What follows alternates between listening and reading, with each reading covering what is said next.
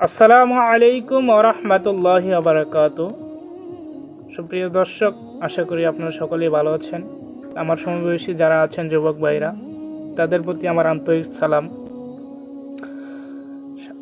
সকলকে আসসালামু আলাইকুম।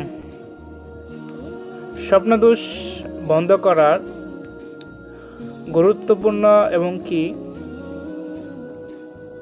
এটি সময়ের প্রতি লক্ষ্য করে গুরুত্ব সহকারে আদায় করলে 100% কার্যকরী, ইনশাআল্লাহ। বিশ্বাস সহকারে আদায় করলে ইনশাআল্লাহ একদম পুরোপুরি 100% স্বপ্নদোষ বন্ধ হবে।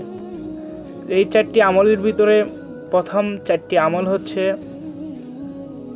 নাম্বার 1, সূরা নূহ, যেটা ঘুমানোর পূর্বে তেলাওয়াত করলে স্বপ্নদোষ হতে নিরাপদ থাকবে ইনশাআল্লাহ।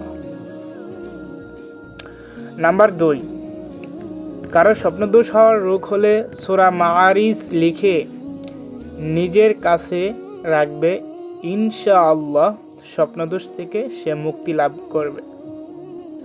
নাম্বার 3 হচ্ছে যে ঘুমানোর পূর্বে শাহাদাত আঙ্গুল দ্বারা নিজের সিনার উপর কোনো একটি কলমের সাহায্যে যদি ইয়া ওমর এই বাক্যটি আরবিতে লিখে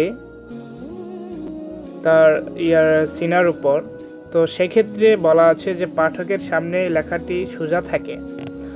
তো এখানে বলা আছে যে এটার কারণে আল্লাহ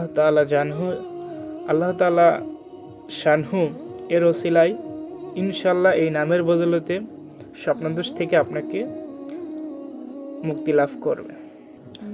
নাম্বার 4 হচ্ছে যে ঘুমানোর পূর্বে সূরা আত-তারিক পড়লে কখনো স্বপ্নদোষ হবে না। এমনই ইতিপূর্ব থেকে এই রোগে আক্রান্ত হয়ে থাকলে সুস্থ হয়ে যাবে। এটি একটি পরীক্ষিত আমল।